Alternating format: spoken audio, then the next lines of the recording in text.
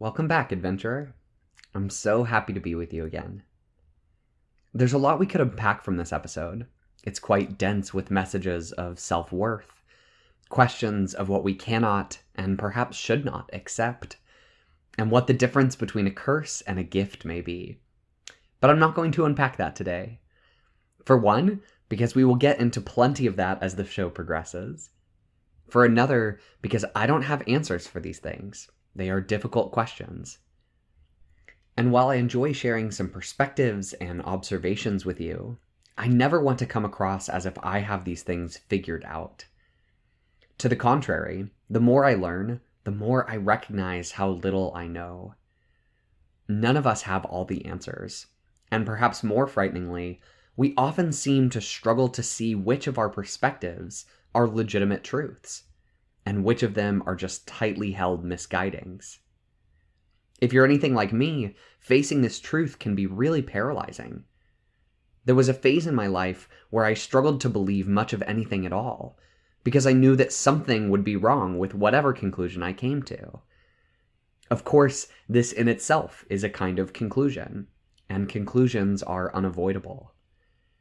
But especially as a person who was raised with a very insular worldview, where I felt really certain that all of my beliefs were divinely true, coming to humbly accept that I didn't know what I was talking about, and worse, that some of my beliefs were causing great harm to myself and those around me, was a really difficult process. I still really struggle with making up my own mind, and I struggle with trusting myself. Thankfully, meditation has helped me grow these skills, but it's always an imperfect and incomplete kind of process.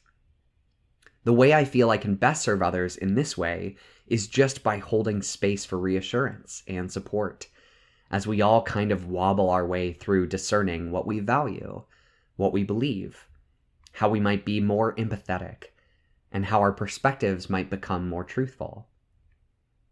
I'm also not going to take too deep a dive into the messaging of this episode, because we are still in our concentration building phase, and I think we would be poorly served by jumping ahead, trying to meditate on self-worth or something similar, when we are still working to become more patiently in tune and in acceptance of the feeling of the breath. And admittedly, again, self-love meditation was surprisingly one of the most difficult for me to get into. I say surprisingly because before one meditation in particular, where I had a pretty intense breakdown, I would have professed that I really did love myself quite well.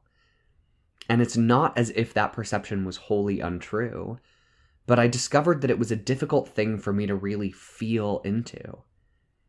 I share this not to discourage you or make you doubt your own foundation of self-love or self-acceptance, but just to help remove some of the stigma that I think is associated with admitting that you're insecure.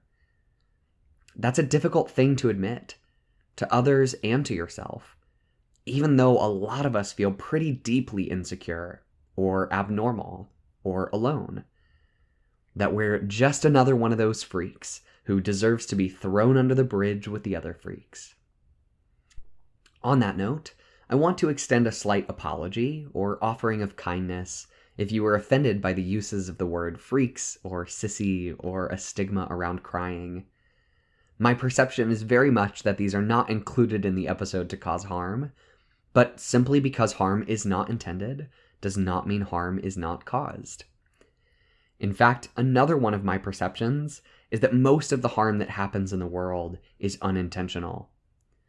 But as a trans femme person myself, I recognize that subtle messaging like sissy or freak, even when used in the context of a TV show that is meant to be lighthearted and humorous, can be hurtful, or can trigger associations which are painful. And that is super legitimate and valid, just as all feelings and experiences are. And we can meet those feelings with kindness and care. But I've talked a good bit about what we're not going to do, so what are we going to do? Well, we are going to continue with our concentration practice. But in the spirit of introducing some fun and whimsy, and heeding Jake's unique desires, we are going to just be afoot for a little bit. Or rather, we are going to invite our attention to our feet, or one foot, whichever is more comfortable or manageable for you. And this will be our object of meditation for today's concentration practice. It may feel strange or silly or whatever, and that's okay. Better than okay. That's actually quite welcome. This lightness can help bring a renewed sense of curiosity, maybe even a sense of pleasure or joy. Even though meditation can bring about some seriously good qualities, we don't need to take the practice or ourselves too seriously. A little bit of whimsy can go a long way in helping us to keep perspective, especially because so many of us find ourselves more often feeling like being in this body is a battle we cannot win. So we're going to shake it up and just be afoot. No getting it wrong. It's okay to smile or laugh or feel totally and utterly guarded. Whatever you feel, we're going to bring it to our feet. So let's get started.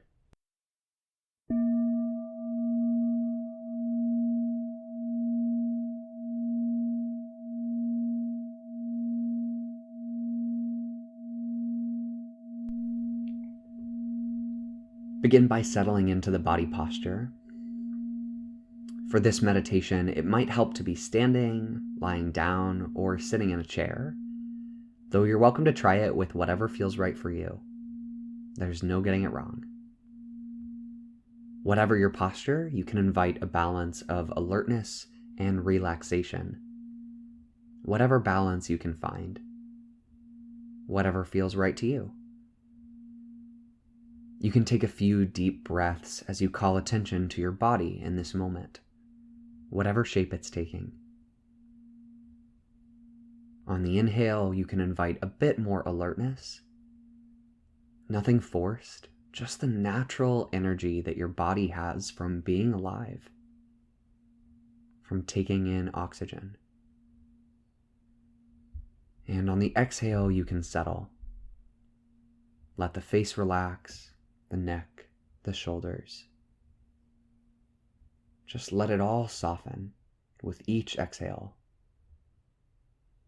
finding whatever space for relaxation arrives just from paying attention to your body and giving it permission to rest. Your eyes can be closed or open. If they're open, let them be partly open, as relaxed as they will be. Pick a point to rest your gaze and then let it go. A couple more deep breaths as you feel into your body, into the breath, into this moment. And then let your breathing be natural, unforced. Quick or slow, deep or shallow, it doesn't matter. Whatever comes naturally, we don't need to change it. Now, rather than bringing your attention to rest on your breath or some other object of focus, let's begin by bringing it to your head. A lot of us keep our attention somewhere in this region for most of the day. It's closest to the eyes, the ears, the nose, and mouth. So a lot of our sensory experience is filtered or taken in through this region. And all of our thinking happens up in our heads too. So just let all of your attention be focused up here for now, up in the head. Maybe it's at the top of the head or the crown. Maybe it's right behind your eyes. Maybe it's on your forehead, in between your eyes, or the space between your ears. Wherever your attention is, just let it be somewhere in your head, and see if you can notice a bit more where it is, or maybe where it isn't. Just locating this sense of you. Just feel into this for a moment.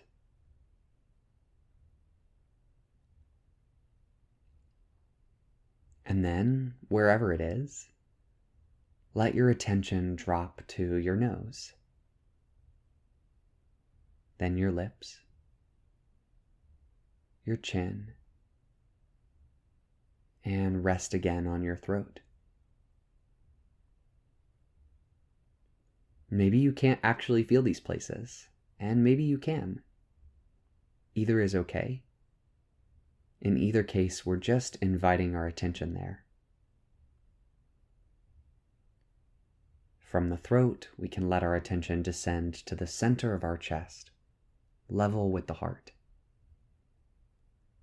Then to the belly, first the top of the belly, then the deep and low belly. You can take a couple of breaths with your attention resting here. Then you can let your attention fall again to your genitals, an immense source of pleasure for some of us. And then it can fall again to your perineum, the space between your butt and your crotch, the lowest part of your core. Through there, let your attention melt down through your thighs, starting at the top and then lowering down to the knees, resting in the knees for a moment before it falls through the shins and calves, down to rest in your feet, which is where we will invite it to stay for the rest of our time today. We know that it will likely get up and walk around a bit, but for now, and for as long as it would like to, and as often as we remember it, we are just going to feel into our feet, letting our attention pool here.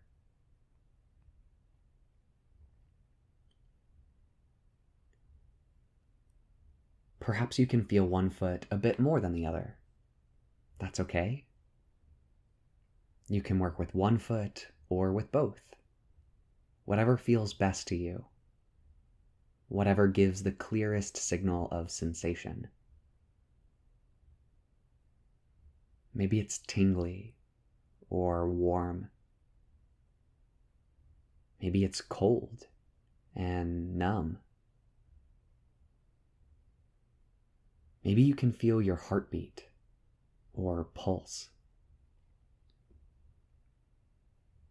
Maybe you can't feel anything at all, or it's just really hard to describe. All of these are okay. And maybe it changes. That's okay too. Whatever comes up, we are just letting our attention be as collected in the foot as it will be. We are just hanging out, being a foot.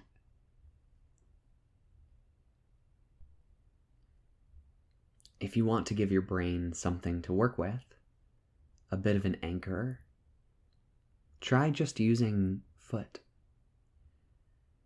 Just say it silently to yourself as you refresh on the feeling of your attention hanging out in your feet.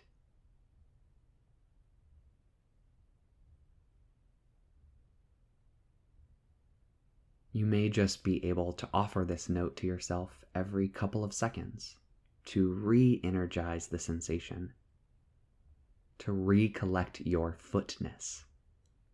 And that's great. If that isn't working for you, you find your attention wandering a lot, or you're busy wondering about how many seconds you should wait before the note, then you can attach this to your breath.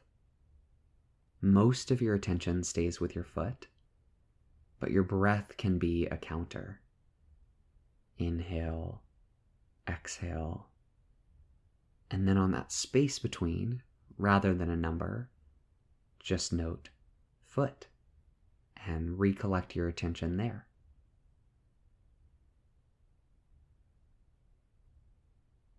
Foot.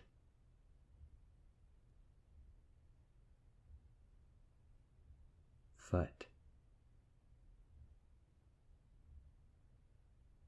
Or inhale, exhale, foot.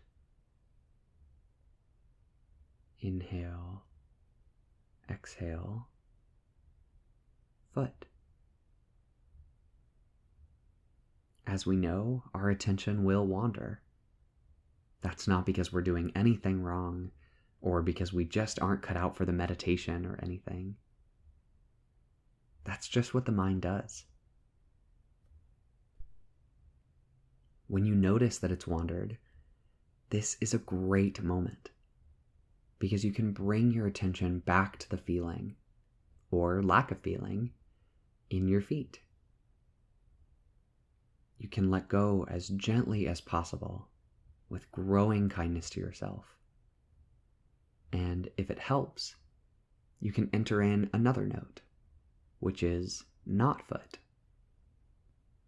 So in the moments when your attention stays rested on your feet, you can note foot to help keep it there and increase your attention.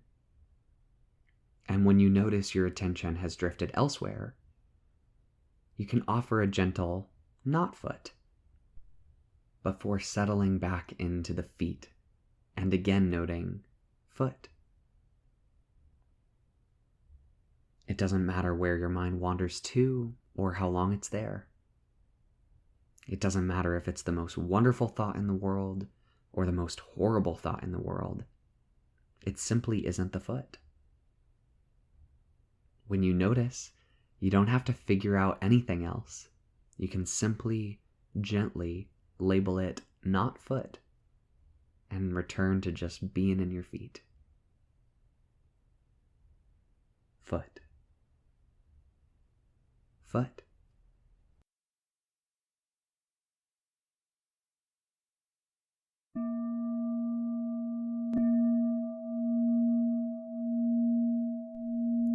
And that's it. You did it. You survived being a foot. Whatever that experience felt like for you, it can help to mix up our object of focus. The breath is great, if it isn't too triggering for you, because it's always there. It's an anchor you can always return to throughout your day, no matter what is happening. And it can be a bit more dynamic than other body sensations. But equally as important as making progress, as building our concentration, is not taking this too seriously. Keeping a spirit of curiosity and playfulness, or at least as much playfulness as we can manage in meditation. In order to improve at anything, we have to first give ourselves permission to be bad at it, to make mistakes, and to not get caught up in negative self-talk and judgment when we struggle. And this is what we are practicing, even more than our ability to keep our attention laser focused. This process of continually letting go, of not getting too worked up, of reminding ourselves that there is no failing. And we can learn more in the moments where our attention wanders a lot than we do in the sits where we just happen to be filled with an abundance of peace or stillness. But whatever your experience, I'm grateful that you continue to take this time to be with yourself. I am proud of you, I believe in you, and I look forward to being with you again soon.